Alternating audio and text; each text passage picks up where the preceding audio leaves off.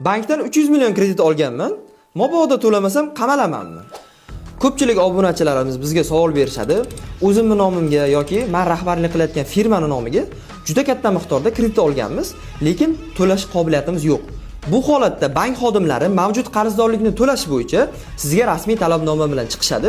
Shunda ham to'lamasangiz, ishingiz sudga oshiriladi. Sudning hal qiluv qarori bilan MIB undiruvni sizning mol-mulkingiz, daromadingiz va ish haqqingizga qaratishadi. Bu holatda agar sizning daromadingiz yoki nomingizda mol-mulk mavjud bo'lmasa, ijro ishi tugatiladi.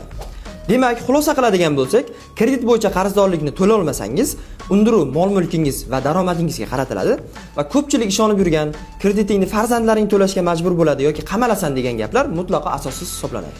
Agarda sizni kredit bo'yicha savollar qiynayotgan bo'lsa, quyidagi raqamlar orqali yoki direct orqali murojaat qiling, sizga huquqiy yordam beramiz.